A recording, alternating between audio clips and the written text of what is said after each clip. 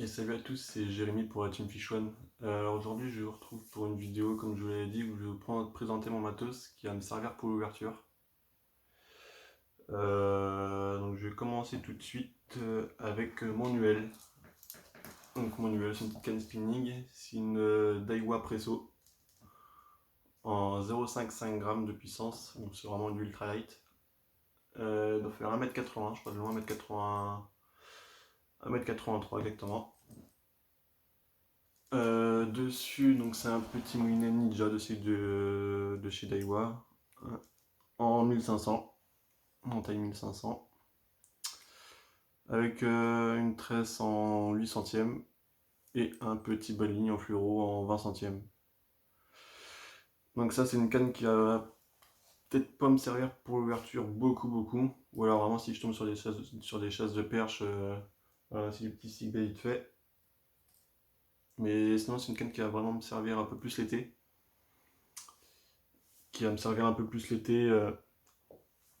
Quand le brochet m'a morpu, où j'ai cherché un peu le chub, le cheven. Donc avec des petites conneries comme ça, genre style notebug, ou à l'insecte, avec des petits insectes de surface, hein, style woodlouse ou ça, qui marche pas trop mal aussi. Donc voilà, et puis ouais, sinon, comme je disais, avec du petit stick. Donc là, c'est le Sakura chez le Naja, ouais, c'est ça. Ou du petit popper, hein, du petit Omoko popper. Donc voilà. Et si elle va me servir aussi quand je vais chercher le bass en waki, donc avec des petits worms. Donc là, les worms, c'est du Ridge de chez Sawamura. Donc voilà pour ce qui est de l'UL. On va passer ensuite sur la medium. Donc là, on est sur du casting. La canne, c'est une Abu Garcia. C'est quoi? C'est la Bass Beat. Ouais. En 10-30 grammes. Elle fait un peu plus de 2 mètres. Elle doit faire 2 mètres, 20 je crois. Ouais, je crois que c'est ça, 2 mètres 20. Avec un petit moulinet de chez Abu Garcia. Donc ça me fait un ensemble Abu. C'est le Revo SX, le moulin. Qui est pas trop mal, franchement, j'en suis content. Avec spoilé avec de la tresse en 16 centièmes, si je dis pas de conneries. Je sais plus du tout la marque, c'est une tresse qui m'avait coûté, qui m'avait coûté 30 balles. Donc une tresse en 16 centièmes et un bas de ligne en fluoro en 35 centièmes. Donc voilà, pour ce qui est de la canne, pour les leurres qui vont me servir là-dessus principalement. Donc j'ai pas réussi à choisir que 4-5 leurres, hein. Je vous ai donné une dizaine en tout. Donc, je vais les présenter par catégorie. Donc on va commencer en surface.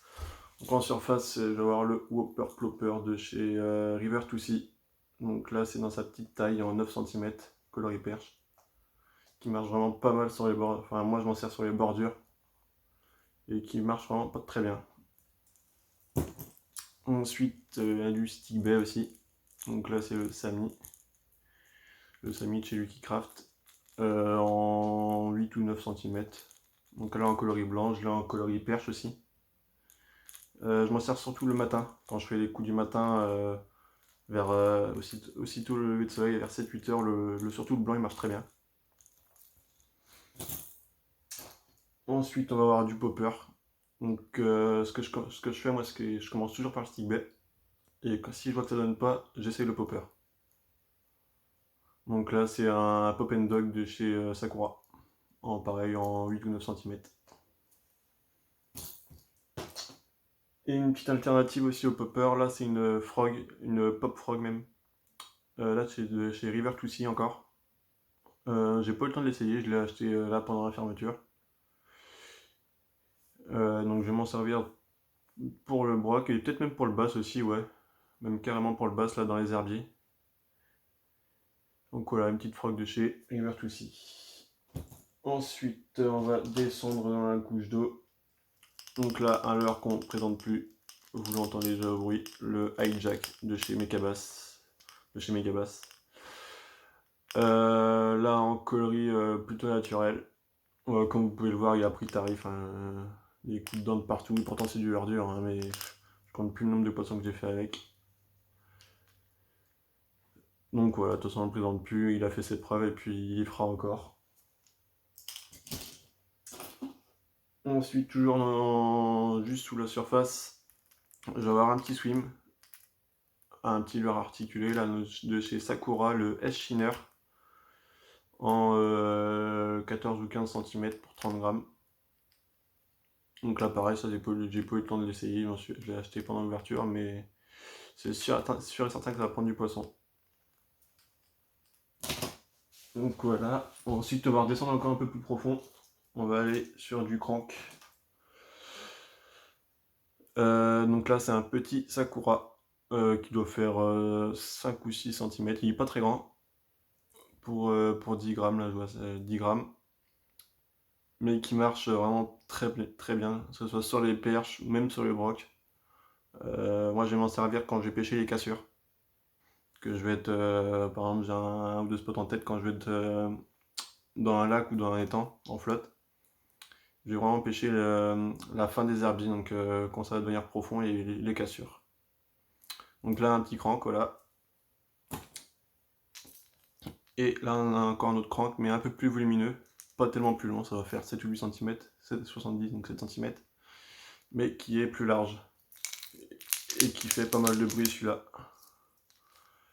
Donc ça pareil, donc les deux cranks ça va plonger à 1 mètre à peu près, 1 mètre, 1 mètre 50. Donc voilà. Ensuite on va passer sur du leurre à palette. Donc là un petit chat à palette que j'ai découvert l'année dernière. Le Dart Spin. Et donc le Dart Spin, il existe en deux versions. Donc soit monté directement comme ça avec un hameçon texan, ou soit vous pouvez l'acheter aussi en paquet de 2. Et là par contre il n'est pas monté, et puis vous montez comme vous voulez, en texan, en TP, texan plombé, enfin bref. Voilà.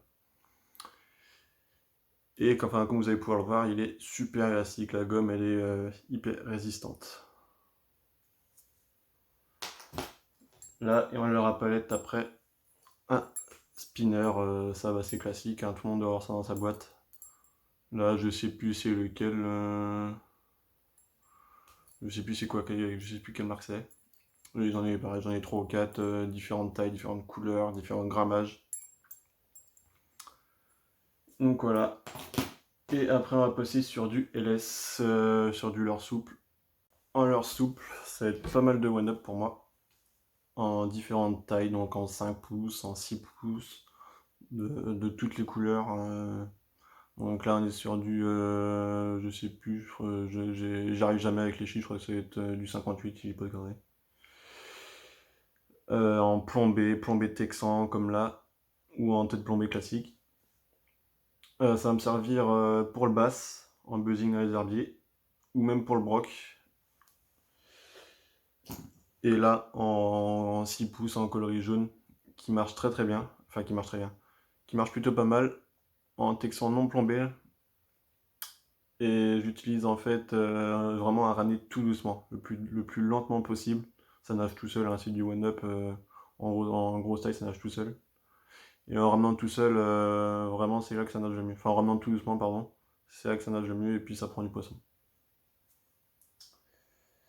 Donc voilà pour ce qui est du médium. Donc ensuite on va passer sur ma canne Big Bay. Donc c'est une Daiwa, la Daiwa XLR. En 60-120 grammes de puissance. Donc pareil, il existe plus gros, mais pour l'usage que j'en ai, ça me suffit largement. Par contre, elle est assez courte, c'est ça le petit inconvénient.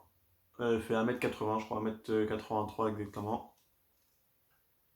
Donc ça serait une canne plutôt typée de jerk. Mais je m'en sers pour balancer du LS, ça y a pas de problème. Et dessus, donc j'ai un petit moulin, un petit Shimano Caius. C'est, on va dire, c'est pas vraiment un moulinet Big Bay. Là, ça fait 2 saisons que je l'ai, et puis là il est mort, il faut que je le change d'ailleurs. Parce que ouais, c'est vraiment des moulinets entrée de gamme, enfin, qui sont à un peu moins de 100 euros. Donc pour du Big Bay, ça fait trop léger. Mais voilà, j'avais ça pour commencer, et puis il m'a fait 2 ans quand même, donc ça marche très bien. Donc dessus, j'ai une tresse, ça doit être une J-Braid, je crois, si je dis pas de conneries, en 28 centièmes. Et donc là, j'ai un fluoro en 50 centièmes, mais je vais sûrement changer, je vais sûrement faire comme Tony. Donc là, j'avais du 50 centièmes et j'avais une longueur de canne.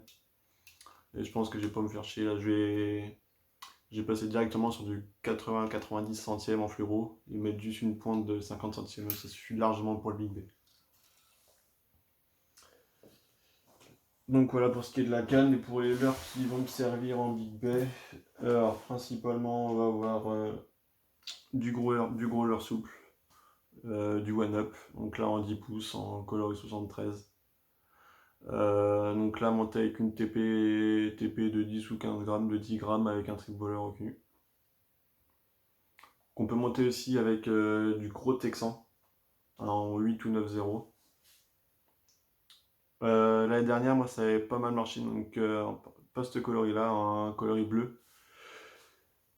Le week-end d'après l'ouverture, donc pareil en One Up 10 pouces, en pléno, en Texan justement, j'avais fait un centre de 70. Alors que je cherchais pas du tout, je cherche pas du tout One Up, enfin le Sandro One Up, enfin en 10 pouces en tout cas. Et comme quoi, faut pas avoir peur de pêcher gros parce que ce soit les brocs ou n'importe, bah, ou le Sandro aussi du coup, ils ont pas peur de monter sur des grosses proies. Donc du One Up, on leur soupe toujours. Donc un taille un petit peu inférieure. Donc là on va être sur du Peak Shad. Donc ça fait 21 cm. Donc là monté en chalot. Donc montage chalot maison. Plan B celui-ci. Après donc là c'est un coloris carrément flash, un coloris orange. Après je vais avoir différents coloris. Donc là je vais avoir un coloris beaucoup plus naturel. Genre du chartreux aussi. Donc voilà, c'est souvent que quand je sors la Big Bay, ça va être souvent le Peak Shad qui va y aller en premier. Parce que c'est une taille, on va dire, un petit peu importante, mais sans être des leurres de 30 ou 40 cm, ça fait 21 cm. Donc franchement, c'est une taille qui vraiment passe partout, le 20 cm, enfin pour le broc, je parle. Donc voilà. Ensuite, on va être sur du Rapala. Donc là, c'est le Super Shadow Rap. Donc ça va être un crank. C'est un peu un mélange entre un crank et puis un jerk en fait. Donc là, il est neuf, il m'a pas encore servi non plus. Je crois qu'il nage à 1 mètre de profondeur à peu près. Donc dans les zones shallow, ça va être pas mal. Non, il a pas de billes. Mais ça déplace, ça va dépasser de l'eau à foison, je pense. Donc ça va tirer les brochettes d'assez loin. Donc voilà. Ensuite, on va retourner sur du River to Sea. Là, on va être avec le V-joint. Donc ça a leur articulé en 3 parties qui doit faire 16 cm, ouais ça a l'air d'être ça. Il fait une quarantaine de grammes, je crois un peu plus, 50 grammes. Lui il va nager dans les alentours des 2 mètres. Donc ça pareil, comme les petits cranks médium, je vais m'en servir quand je vais pêcher les cassures, mais vraiment à la fin des herbiers, quand il va y avoir 3 mètres de profondeur, voire plus. Et donc voilà pour le V-joint. Et ensuite, donc là on va être sur du leurre classique, hein, c'est une cuillère ondulante. Donc de chez Séville. Et c'est une vraie maracas par contre, hein, vous allez l'entendre. Et ça marche pas mal. J'avais fait pas mal de broc avec. Et je pense que ça peut même marcher pour le gland. Donc voilà. Et puis on va finir sur du shad à palette encore. Donc là en Big Ben, donc là c'est du Biwa, donc du Divinator.